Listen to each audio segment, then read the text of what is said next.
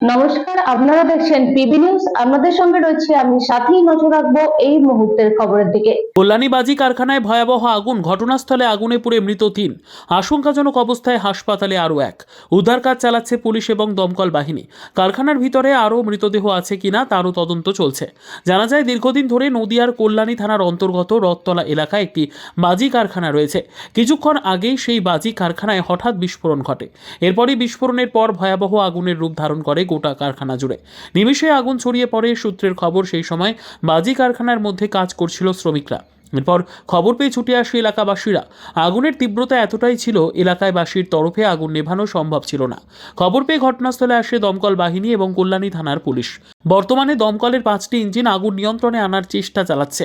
ওই কারখানার পার্শ্ববর্তী এলাকা ঘনবসতি হওয়ার কারণে আতঙ্ক ছড়িয়ে পড়েছে। তবে দমকল এবং পুলিশের প্রাথমিক অনুমান, আগুন কিংবা শর্ট সার্কিটের ফলে এই বিস্ফোরণ হয়ে থাকতে পারে। তবে প্রাথমিকভাবে তদন্ত শুরু করেছে পুলিশ এবং দমকল বাহিনী। হচ্ছে লোকালয়ের ভিতরে এরকম বাজি কারখানা, এটা নিয়ে কখনো প্রতিবাদ করেছিলেন আপনারা? আমরা প্রতিবাদ কেন করব? এটা কি অজান্তা কিছু? প্রশাসন কি জানে না? এটা আমার প্রশ্ন তাদের কাছে। যেখানে কাজ হচ্ছে কেউ কি জানে না? আজকে একটা দুর্ঘটনা ঘটেছে বলে কি সবাই জানতে পারলো যে এখানে কোনো একটা বাজি ফ্যাক্টরি আছে? প্রশাসনের নাকের ডোকরা এরকম চলছে। এই রথতলার বুকে প্রচুর ফ্যাক্টরি আছে, এরকম কেউ জানে না। এইভাবে অবৈধ কারখানা হয় কি করে? আজকে এত প্রাণহানি হবে কি করে? আমার মা গেল, আমার বোন গেল, আমার সংসার গেল। এই যে জনবহুল এলাকায় যে কারখানায় আপনারা প্রতিবাদ করেছেন কখনো? আমরা নিজেরা ব্যক্তিগতভাবে করিনি। আপনিও কি আপনারা আজকে একটা দুর্ঘটনা ঘটেছে বলে আজকে এসেছেন, আমরাও সেই জন্যই আসা। কিন্তু এত কিছু যে আমরা আজকে জানতে পারলাম, বুঝতে পারলাম। মৃত্যু কজনের হয়েছে? আমাদের সামনে 5 জন নিয়ে গেছে, আর একজন প্রথমে খুব গা হাত পা পুরো পুড়ে গেছিল, তাকে টোটো করে হসপিটালে নিয়ে গেছে। শোনা গেল সে মারা গেছে। এবার এক্সাক্ট খবরটা বলতে পারবো না। সকলকে কি শনাক্তকরণ করা গেছে? মোটামুটি 4-5 জন। তারা কি মহিলা ছিল? সকলেই কি মহিলা? একজন ছেলে ছিল, একজন পুরুষ ছিলেন, বাকি 4 জন মহিলা ছিলেন।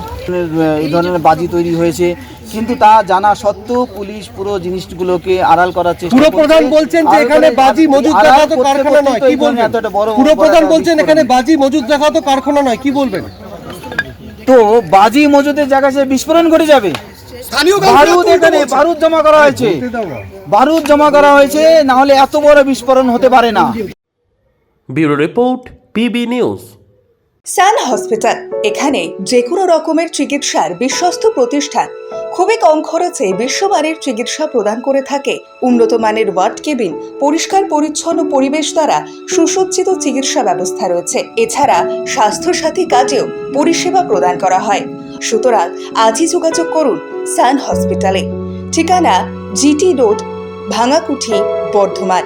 ফোন নাম্বার মনে রাখবেন 9434188262 অথবা 83730954222।